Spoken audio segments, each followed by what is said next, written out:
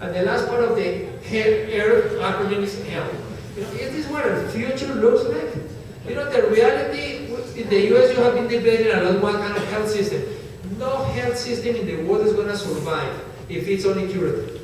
It has to be prevented.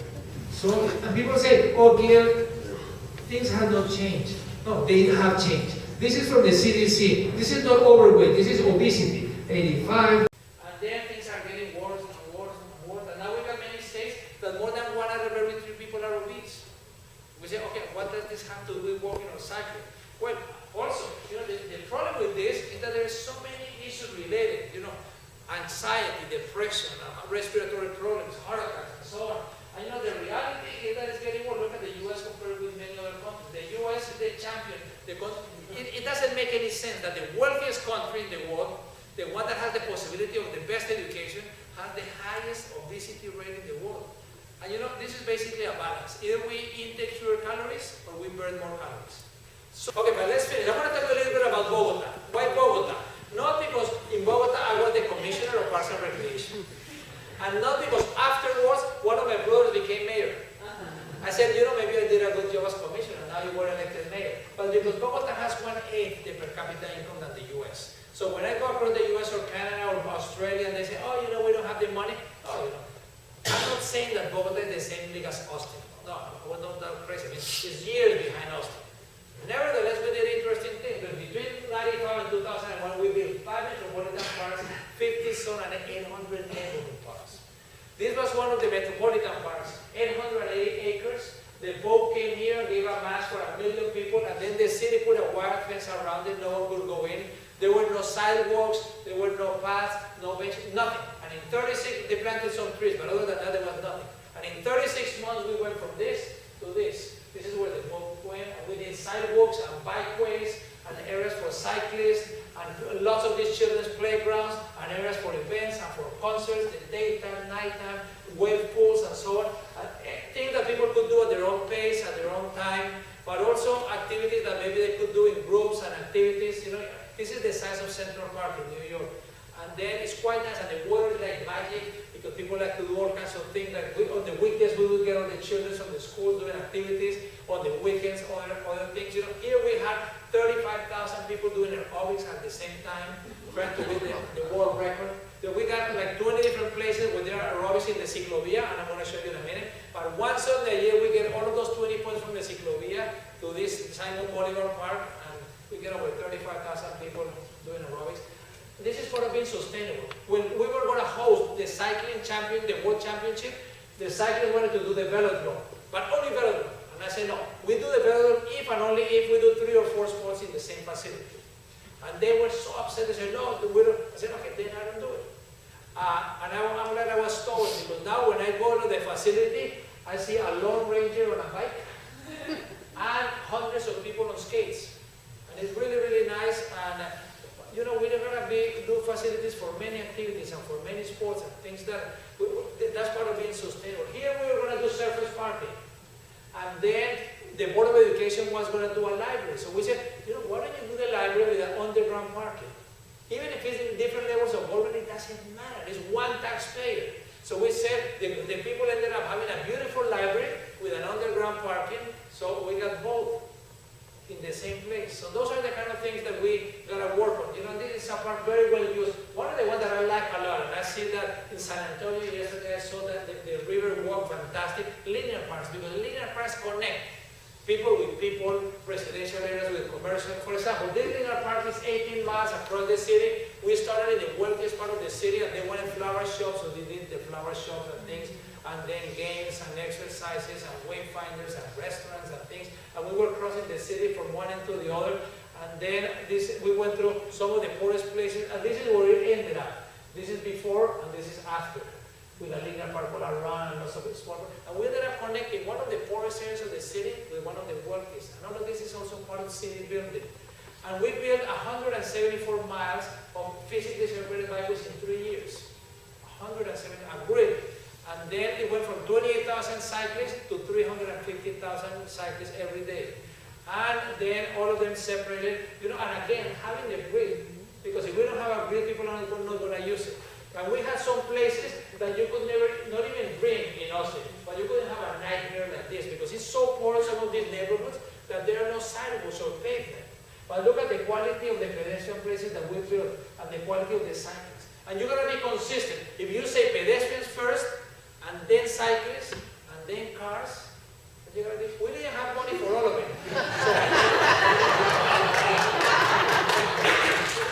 Someday they will pave it, but either we need pedestrians and cyclists, or we need cars. And then, when you take a look at this guy, before we built it, either if it was summertime, then it was all dusty. If it was rainy season, these kids will go to school with mud up to their ears.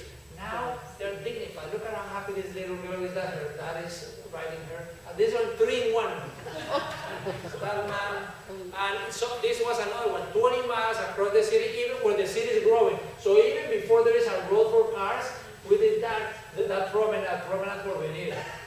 20 miles across the city, and once again we were thinking of the pedestrians, of the cyclists, and the cars, and so on. The last thing I want to show you about Bogota is the ciclovia, because San Antonio wants to do it, but there is no reason that Austin could not also do it. This has worked in cities of 10,000 people, 50,000, 5 million, 10 million. It's like a spectacular park that is open a few hours a week. We open the streets to the people and we close it to the cars. Not all the streets. It's not like the car-free Sunday that is celebrating today, that is all of the streets. No. This is only a few of the streets of the city.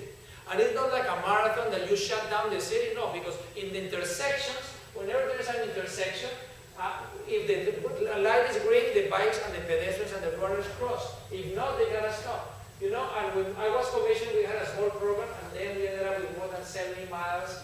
And people could walk around their house on the neighborhood, but they go to the ciclovia because they want to be with people. And then we had some also bicycle days and so on.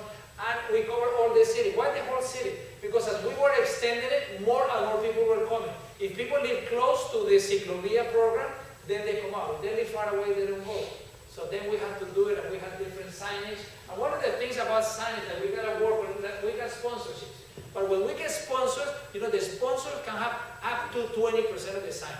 80% has to be information. Sometimes you go to parks in North America where you got 80% is for the soft drink. And 20% is for the name of the park. So it gotta be the other way around. You can have up to 20%. And then small business and so on. And these are some people from street film when they were doing a film and the producer went crazy and started doing some aerobics.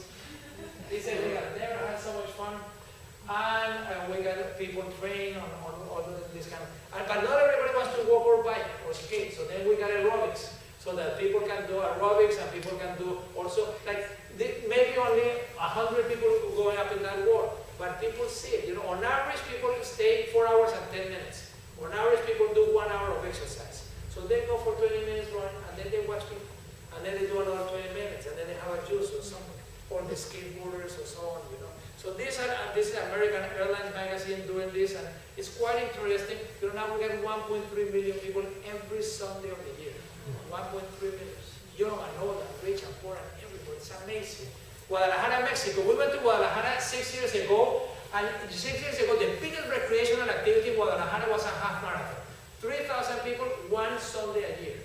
And then we started knocking on the doors of the mayor of Guadalajara and the municipalities around, especially these 3 business people. Visionaries, they were into it and they wanted to do something about it. And finally we convinced one of the mayors to do 8 miles.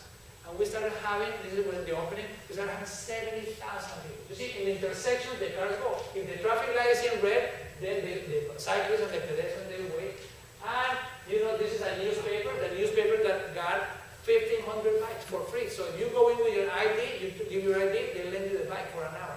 And it's really nice. And then all kinds of activities in the park, so that it's not just about cycling or walking. It's almost like an exercise in social integration. And they said, the youth people, the youth don't like to go where their parents are. But in the ciclovia, you get young and you get old and you get everybody. The person who's on the wheelchairs. It's something for everybody. It's 3 months ago, we started a beautiful program in Mexico City. A program for blind people. So we started with small. You don't have to start with big things. When you're going to do the programs in parks and public places or the ciclovia, I said, do like a kite. Don't be afraid to try something. And then you set up a kite. If it takes off, then you give it more string. If it doesn't, you bring it back and you throw another kite. So we started with one place for aerobics. It was so successful that we went to 5 and now we got 20.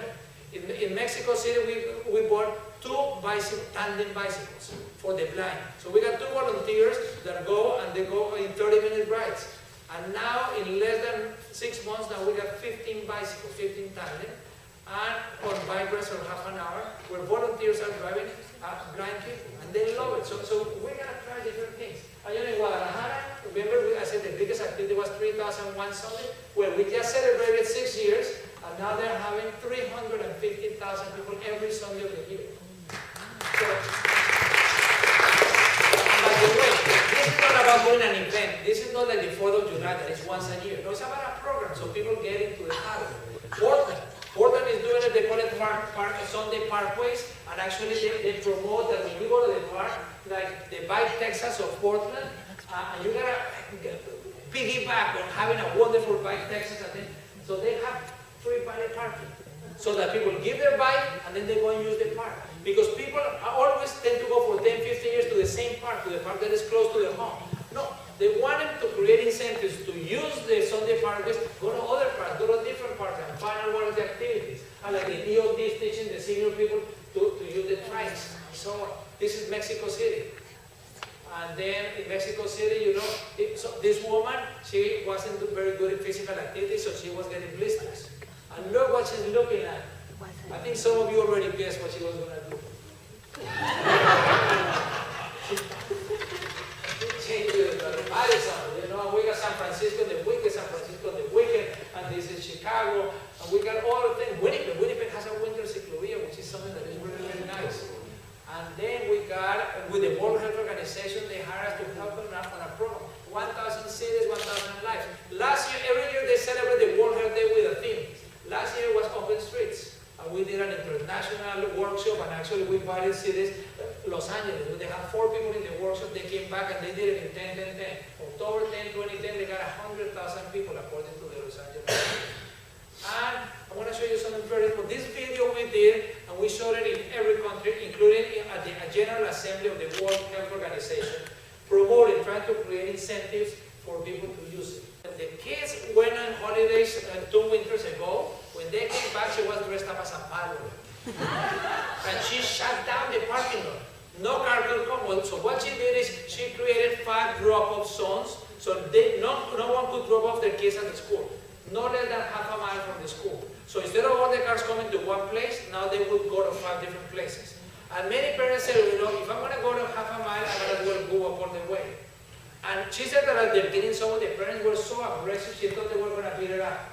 But they came with their kid, and she said to the kids, good morning, and they loved her. And then this kid, they started walking. They increased, and they started cycling to school. And these are some of the things that so we need hundreds of inventors. And the last example is Joyce. She's a vice principal at another elementary school. She's a vice principal, and she started doing planning to get people walking.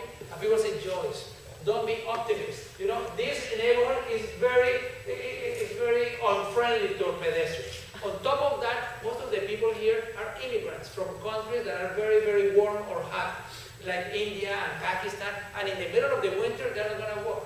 The champions, they don't take no for an answer.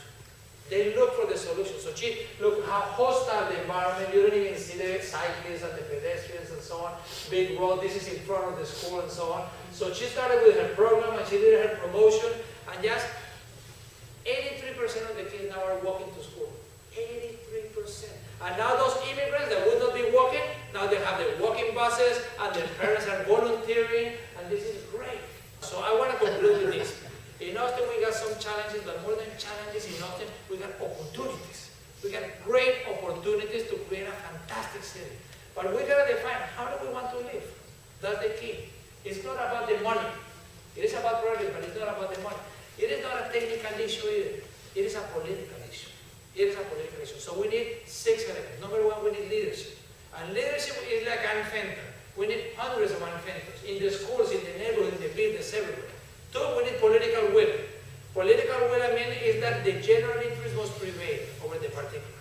Number 3, we need doers in the public sector. In the public sector, we gotta remember that people are paying us every other week to get things done, not to have 20 reasons why things cannot be done. Number 4, we need public engagement. We need people like you that go to public meetings. We need people that send emails to the elected officials, to the staff, to the newspaper, letters to the editor. You gotta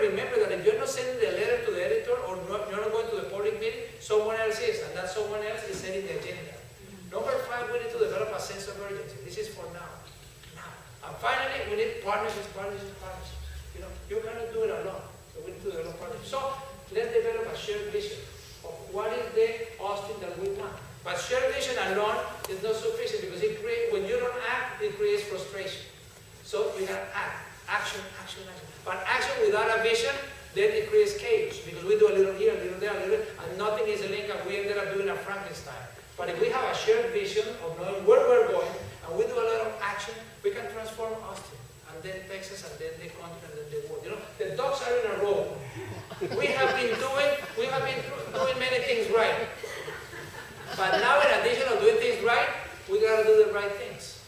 So I hope that tonight, I hope to have been able to recharge your batteries. I hope that tonight we've been talking about cycling and walking and parks and public places, but tomorrow we gotta walk this way. So I wish you all the very best, creating a fantastic Austin for everybody. Thank you very much.